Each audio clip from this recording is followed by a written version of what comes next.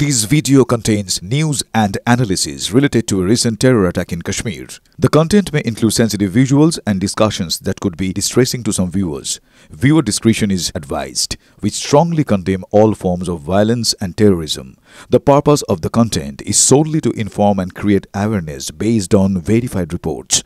Top quality और consistent performance के लिए सिर्फ सिल्वर पंप नाम याद रखना। গতকাল রাত্রি 10:30টার পর যে সময় আমরা দেখতে পাই যে বিদেশ সচিব তিনি আবারও নতুন করে একটি ব্রিফিং করলেন এবং পাকিস্তানের উদ্দেশ্যে একটি কড়া বার্তা তিনি দিয়েছেন। তিনি স্পষ্টভাবে বলে দিয়েছেন যে পাকিস্তান সরকারের উচিত যত দ্রুত সম্ভব পরিস্থিতির ওপর রাশ টানা, তার কারণ যদি তারা তা না করে ভারতীয় সেনাবাহিনীকে সম্পূর্ণ স্ট্রং ডিরেকশন দেওয়া হয়েছে, যদি কোনো রকমভাবে অস্ত্রবিরতি সংঘর্ষ বিরতি লঙ্ঘন করা হয় তাহলে যেন কড়া জবাব দেওয়া হয়।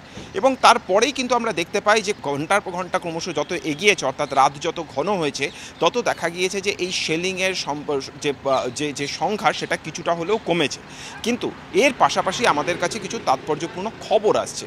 আর মাত্র 24 ঘন্টা অপেক্ষা, যে 24 ঘন্টা পরে 12ই মে দুই দেশের director general of military operation তারা বৈঠকে বসবেন এবং এই সিজ ফায়ার নিয়ে আনুষ্ঠানিকভাবে আলোচনা হবে এবং কোন চুক্তির ভিত্তিতে, কোন টার্মস অ্যান্ড কন্ডিশনের ভিত্তিতে এই সিজ ফায়ার হবে সেই বিষয়টি চূড়ান্ত করা হবে। কোথায়, কোন জায়গাতে এই বৈঠক হবে তা এখনও পর্যন্ত ঠিক নেই, কারণ মার্কিন প্রেসিডেন্ট বলেছেন যে একটি নিউট্রাল প্লেসে বৈঠক হবে। সেই নিউট্রাল প্লেসটা স্বাভাবিকভাবেই ভারত পাকিস্তান সীমান্ত হতে পারে না। স্বাভাবিকভাবে কোন জায়গায় বৈঠক হবে আমাদের নজর থাকবে সেদিকে। কিন্তু আরেকটি বিষয় এক্ষেত্রে গুরুত্বপূর্ণ, আজ সারাদিনটা যতটা না ইম্পর্টেন্ট তার থেকে অনেক বেশি ইম্পর্টেন্ট আজ রাতটা।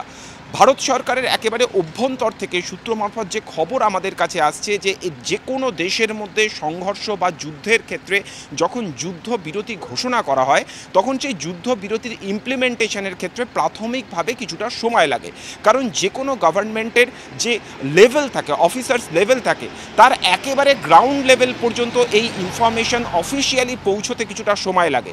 সন্ধে 6টার সময় ভারতের তরফ থেকে বিদেশ সচিব তিনি প্রেস কনফারেন্স করে ঘোষণা করেন যে গতকাল বিকেল 5টার সময় অস্ত্রবিরতি বাস্তবায়ন হয়ে গিয়েছে। স্বাভাবিকভাবেই আমরা দেখেছি যে রাত 8টা-9টার পর থেকে আবারও নতুন করে ড্রোন হামলা, বিভিন্ন জায়গাতে ব্লাস্টের শব্দ, এগুলো সবটা শোনা গিয়েছে। যদি আমরা ধরেও নিই যে একেবারে পাক অধিকৃত কাশ্মীরে বিভিন্ন যে পাক রেঞ্জার্সদের লঞ্চ প্যাড রয়েছে সেই জায়গা পর্যন্ত খবর এসে পৌঁছয়নি এবং যখন রাত 10:30টার পরে কড়া বার্তা ভারতের তরফে দেওয়া হলো তখন কিছুটা স্তিমিত হয়ে গিয়েছে বা এই ধরনের হামলার ঘটনা, তাহলে সেক্ষেত্রে দাঁড়িয়ে আজ রাতটা থেকে বেশি গুরুত্বপূর্ণ হবে পাকিস্তানের ইন্টেনশন কি, পাকিস্তান এক্স্যাক্টলি কি চাইছে সেই বিষয়টা বোঝার।